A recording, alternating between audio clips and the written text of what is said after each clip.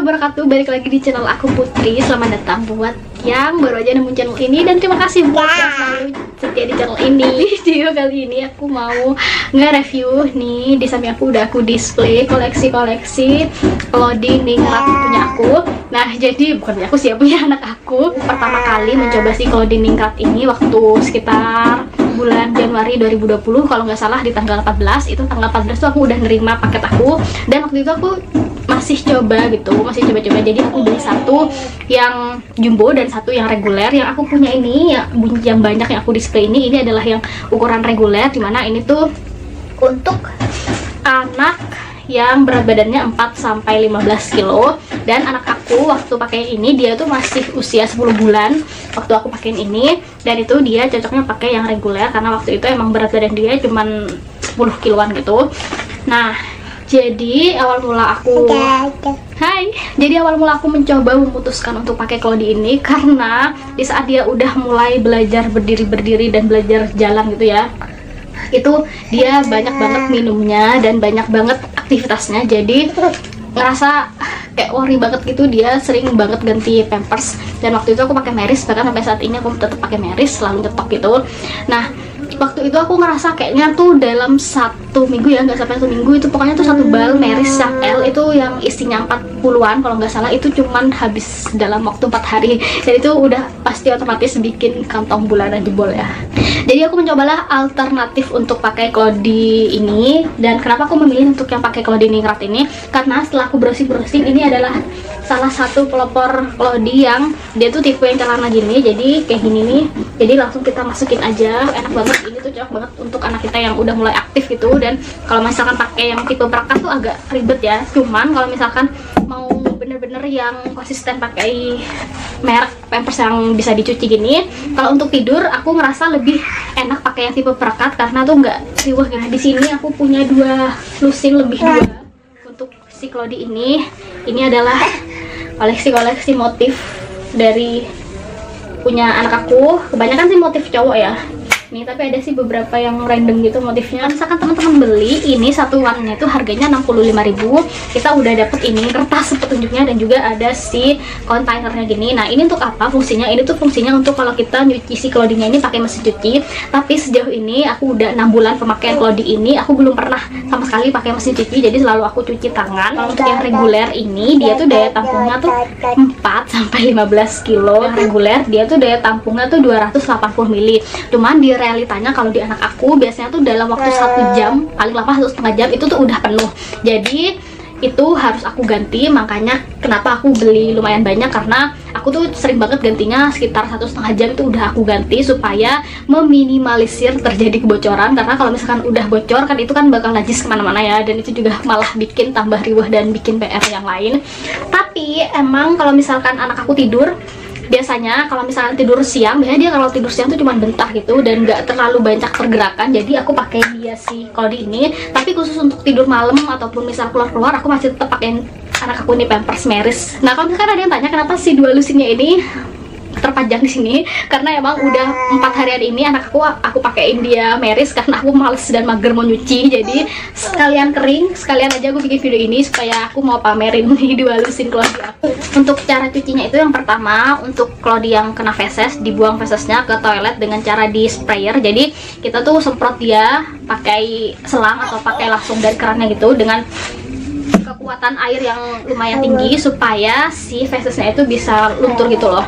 Dan setelah itu keluarkan, insert. Kalau misalkan ini kan dia udah ada otomatis insertnya tuh udah ada di dalam, jadi kita nggak usah ribet untuk ngeluarin. Jadi setelah fesesnya dibuang atau setelah kencingnya kita buang gitu pakai air, langsung kita rendam ke deterjen.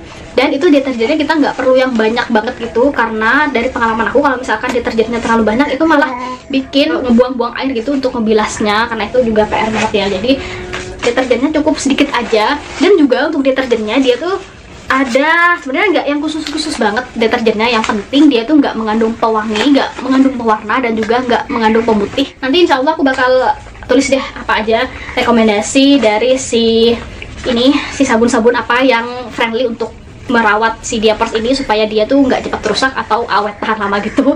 Adek, dan aku pun juga ini tidak membeli serta-merta langsung dalam wujud dual lusin ini. Aku belinya nyicil-nyicil dulu. Yang pertama kan aku bilang aku beli yang jumbo dan beli yang reguler dulu untuk perbandingan anakku lebih cocok yang mana. Dan setelah aku rasa cocok, aku nyicil lagi beli 6, kemudian aku nyicil lagi beli 6, beli lagi 1 lusin gitu. Jadi tuh nyicil-nyicil lah ya.